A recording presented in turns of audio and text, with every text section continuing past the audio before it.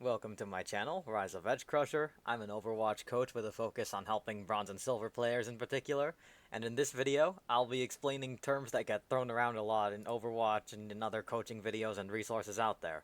What is a deathball comp? What is a bunker comp? What does it mean to dive, peel, or kite? What is synergy? What is meta? And why are these things important?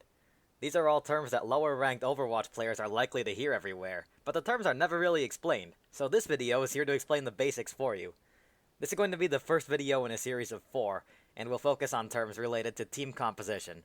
Future videos will include terms related to movement around the map, what's going on in the team fight, and mechanical functions in the game.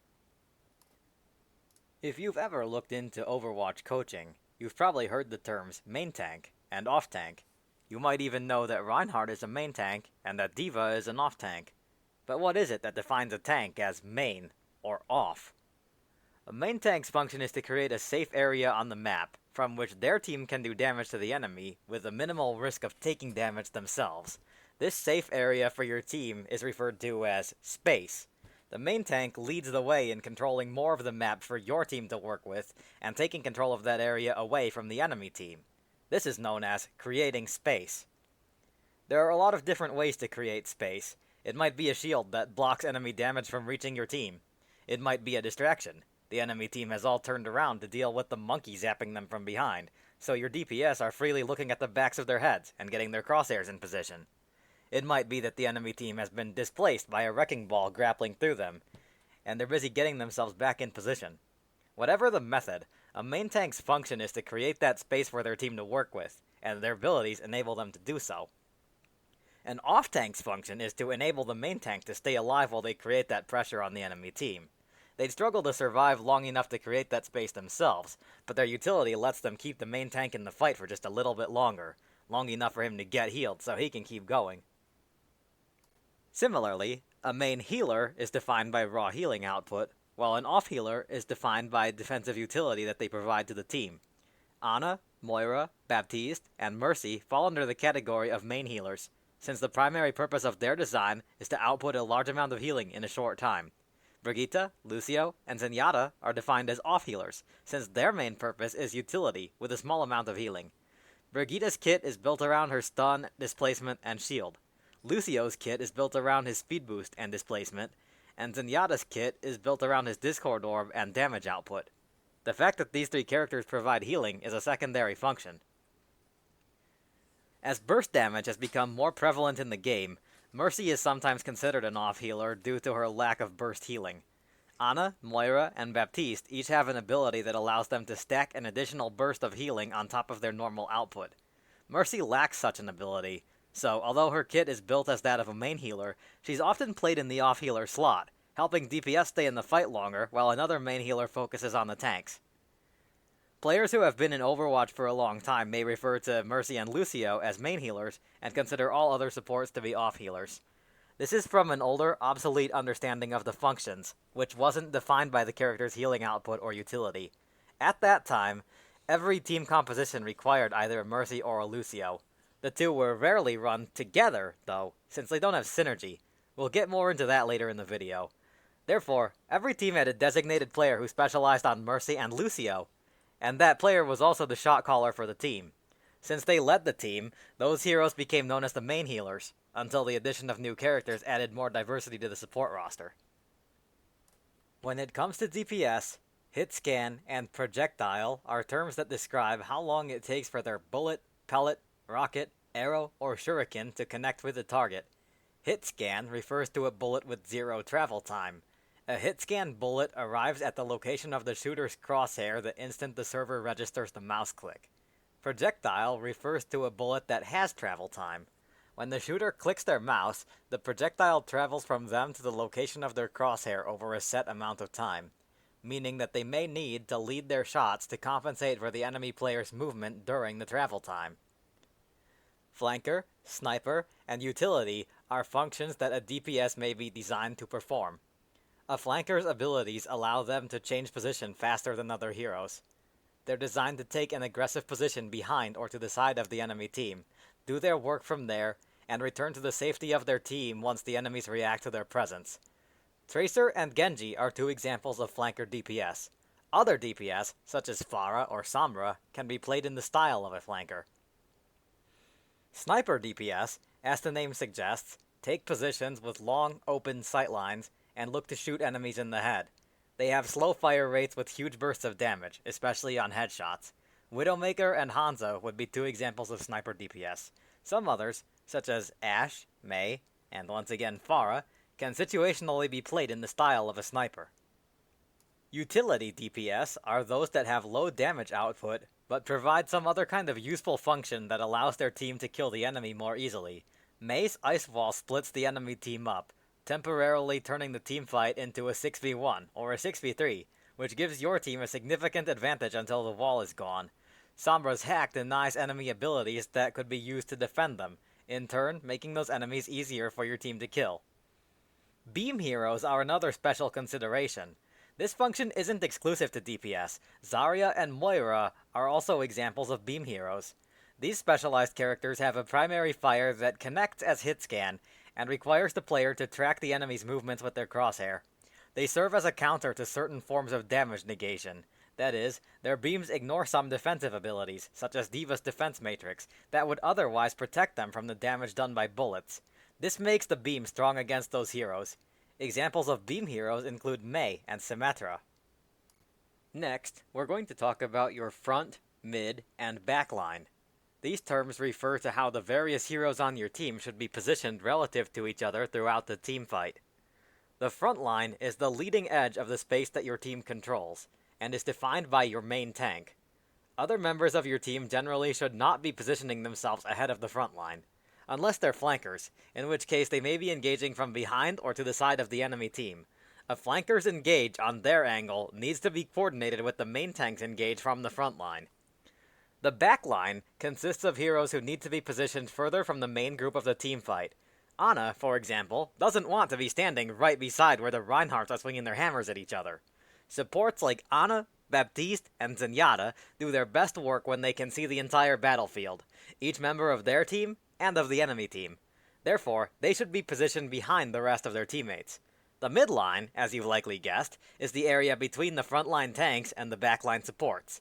DPS, such as McCree, Ashe, and Hanzo, who are most comfortable at mid-range from the enemy team, typically stand in the midline. Depending on what's going on in the team fight, they may temporarily position closer to the front line to help their tanks, or closer to the back line to get enemy flankers off their supports. Now that you know what a team composition is made up of, we're going to go over some standard Overwatch team compositions. The main tank is the core and foundation of any team comp. The rest of your lineup needs to be built around the main tank for optimal performance. Throughout the Overwatch player base, you'll hear standard team comps referred to by names like Dive, Deathball, Goats, or Bunker. Each name refers to a specific tank or set of tanks, their optimal playstyle, and the DPS and support heroes who work with them best. Dive refers to a team comp built around a high mobility frontline.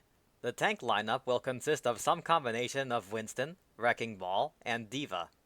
They should be paired with DPS and support heroes that either have high mobility, such as Genji, Tracer, or Lucio, or the ability to do their job from long ranges, such as Widowmaker and Ana.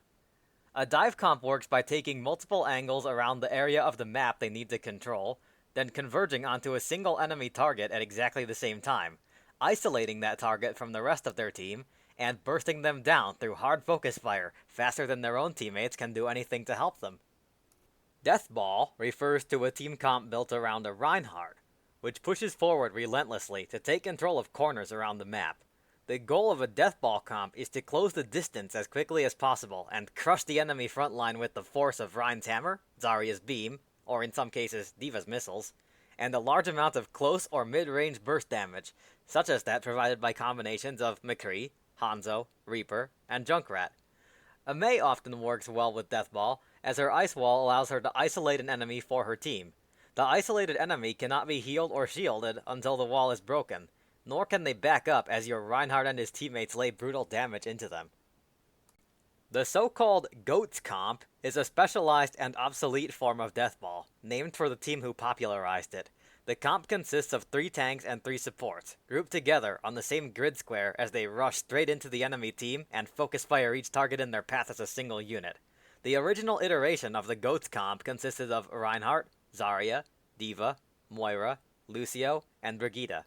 The most popular iteration at the height of the comp replaced the Moira with a Zenyatta for added utility. Other iterations replaced the Moira with an Ana, the Reinhardt with a Winston, or any hero other than the main tank, Lucio, or Brigitte, with a Mei, or Sombra.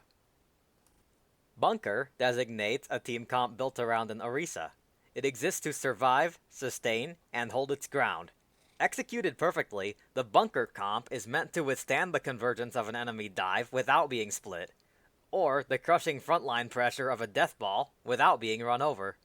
Orisa is best enabled by Baptiste, as his burst healing and immortality field help her hold her ground when pushed aggressively. The best off-tank to pair with an Orisa is Sigma, as he can easily switch between reinforcing Orisa's frontline or controlling the enemy flank angles on his own. Outside of high-rank organized play, you will also see hybrid comps, which is a blanket term for any team composition that plays split, having multiple goals within itself. An example of a hybrid comp might be Reinhardt, Winston, McCree, Genji, Ana, and Lucio. The Winston and Genji engage on the enemy backline at the same time as the Reinhardt and McCree push from the front. Ana stands back and heals her teammates from the safety of map cover, and Lucio alternates between enabling his tanks and protecting his Ana as needed. This creates a situation where the enemy is forced to choose between turning around to handle the Winston and the Genji, leaving themselves vulnerable to the Reinhardt and McCree, or facing forward to pressure the Reinhardt and McCree, leaving themselves vulnerable to the Winston and Genji behind them. Hybrid comps are not ideal, but if the two separate engages are properly coordinated, they can be quite effective. A term you'll hear often in regard to Overwatch team compositions is meta.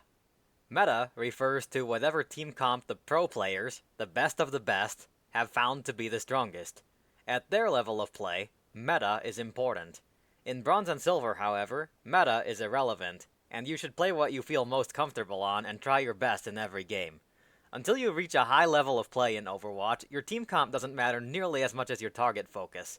Play whatever heroes you want, and make sure you're all shooting at the same enemy. That will give you the best chance to win over a team running the meta comp, but each doing their own thing.